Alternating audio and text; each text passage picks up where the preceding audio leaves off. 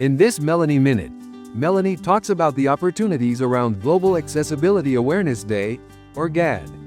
Now in its 14th year, GAAD occurs on Thursday, May 15, 2025. The purpose of GAAD is to get everyone thinking and learning about digital access and inclusion. It's also about getting us thinking about how to harness the human potential of the more than 1 billion people with disabilities worldwide through digital accessibility.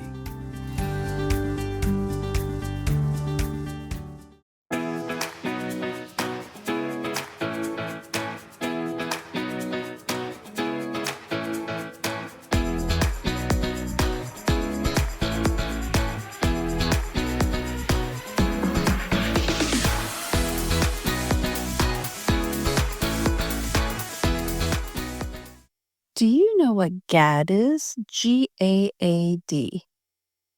It is Global Accessibility Awareness Day, and this is something that happens annually on the third Thursday of May. And what is the point of it? Obviously, it is to create awareness about accessibility, but focusing on digital accessibility. This is something that's been happening for 14 years now. And on the third Thursday of the month, there's a lot of different things that happen. There's events focusing on creating awareness about digital accessibility. There's definitely programs to participate in. And what I really enjoy is all the lead up to GAD, whether it's videos or posts on social media to help us understand the importance of accessible digital content and what else is involved. So I want you to think about a few things. Website accessibility is essential. Whether you're a screen reader user, somebody that has different types of disabilities that perhaps have stimulation overload, a website can make or break somebody's experience, especially if you're going to purchase something. If it's not user friendly and it's not accessible, may be creating a barrier to ensuring that everybody has access on your digital platform. So, are there things to ensure? And that's about making sure your website is accessible. For more information on how to make your website accessible, you can definitely check out resources through the Accessibility Directorate of Ontario, as well as on many different websites that focus on that. I'm not an expert, so I will encourage you to check out other platforms.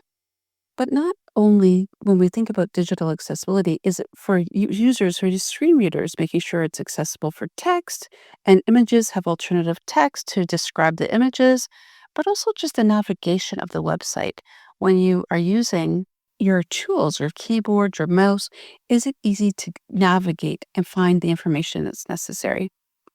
But it's also about thinking about other content. Social media. Are the pictures have alternative text? Are they inclusive? Do they describe what's happening so everybody feels included? On YouTube, all of us love to watch those videos. But if you're somebody who's deaf or hard of hearing, then having the option for captioning is essential. So that's another aspect of digital accessibility.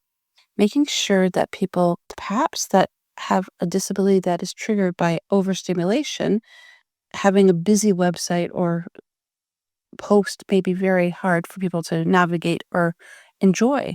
So being aware of all of these things, color contrast, all of these aspects go into accessible digital awareness. So why is this all very important? Not only is it to help people be included and feel like they belong, but making sure as a business or organization that serves people or the public that you're providing an opportunity for open access, not having some barriers up for people to receive that information. If you're a business, you think about it, over 1 billion people in this world who have a disability, and that number is growing as the population increases and ages out. Think about all that money you could be losing out if your website is not accessible. It makes good business sense to have an accessible website, especially if it's one that you're going to make sales on. Something for shopping? Is it as categories? Do they make sense? Is it organized in a way that makes sense for people? Easy to purchase something? And is it going to be easy to even pay? All of these things are about accessible digital content. But think about it again, it's not just about visual or adding those alternative texts and navigating and making sure that it's not overly stimulating or even about captioning. If you have a physical disability, even accessing a computer or mobile device can be challenging. So whether you have the equipment that will help you access those digital content.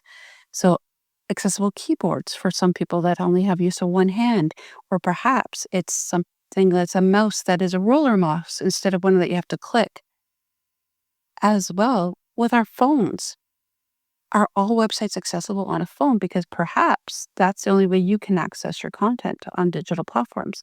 Do you see how much there is involved in this? And this is why GAAD is so important. It's about creating awareness of how people can be not only compliant to the laws in Canada and across the globe, but also opening up opportunities to learn and access information. There are many different events happening this year on GAAD, and I encourage you to get involved. Attend a webinar. Maybe there's a program that's virtual or even in person. Go and learn about accessible digital accessibility or accessible digital content. There are also great organizations doing this on a full-time basis, whether you're going to go to Microsoft or Apple or different platforms that have some component of accessible digital content. And we at Connect for Life have access to a partnership called Accessibility. And Accessibility's focus is to ensure that all websites are accessible across the globe. And this is great. And whether it's in different formats and whether you find a company that you can share with us that is also focusing on digital accessibility, we'd love to hear this. There are so many resources out there, and I encourage you to learn more about GAAD, get involved, and tell me. I'd love to hear. How are you going to be celebrating GAAD? We'll be doing some posting on our social media platforms in celebration of GAAD this week. And keep in mind that this happens the third Thursday of every May. So for next year, you have plenty of time to prepare. I hope that you've learned something new on this Melanie Minute. And I also hope that you will share your thoughts about accessible digital platforms, content, because I think the more we talk about it, the better we become educated and informed. Until next time.